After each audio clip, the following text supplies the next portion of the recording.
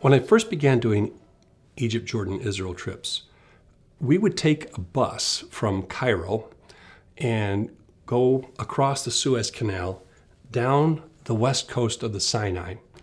And we would go through an area where it was the traditional Rephdiim. Rephdiim is that story where a couple of things happen there, but the one I want to talk with you about just for a moment is a story where the Amalekites come and they attack the children of Israel.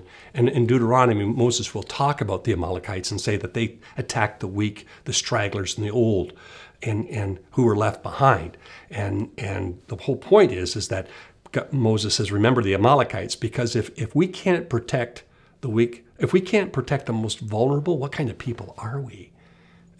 We can't possibly be God's people, can we? If we don't protect the vulnerable.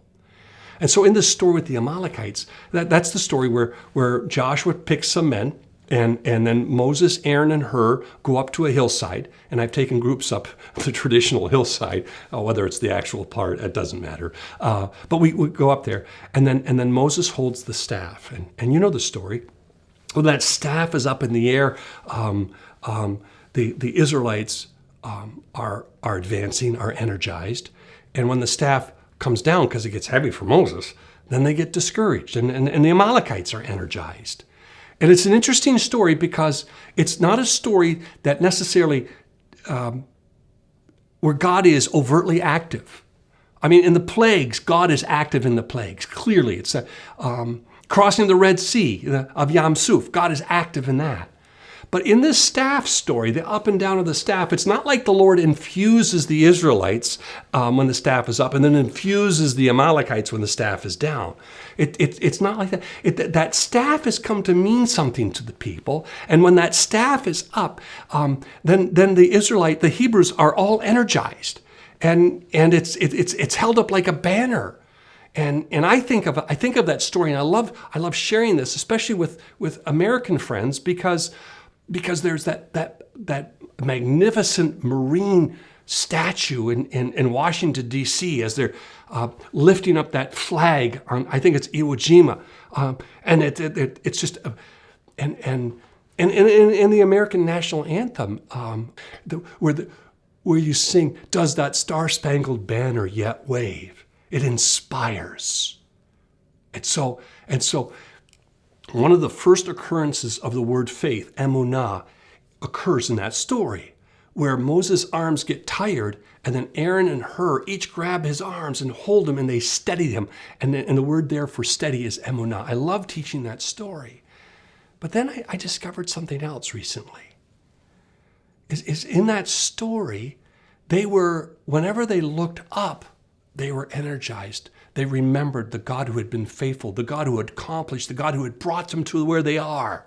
And they looked up and they knew they could win because God was with them, and they were there, and they were with God.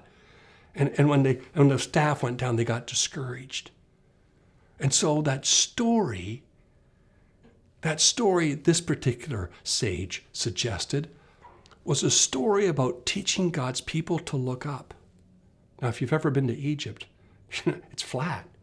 I mean, the entire Nile Delta is flat. It's all that silt there brought by the Nile River. And when the Nile recedes, there's really very few hills. It's all flat. The whole Nile area, it's all flat.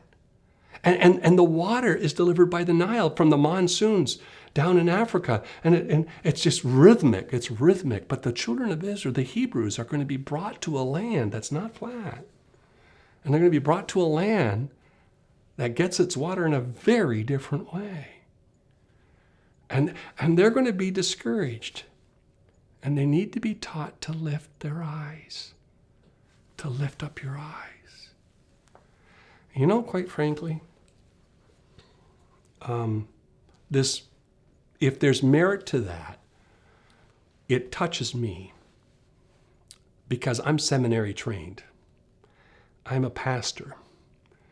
I kind of get to do this for a living. And I'm embarrassed to say that in the last few weeks, there's been times when I should have been lifting my eyes and I didn't. And I got overwhelmed. It's easy for us not to lift our eyes. And I wonder if this story There's more lessons there, of course. But if one of the lessons is teaching the Hebrews to lift up their eyes so that they know where their help comes from. Their help comes from the Lord, maker of heaven and earth. He watches over you. He watches over your coming and going both now and forevermore. He watches over you.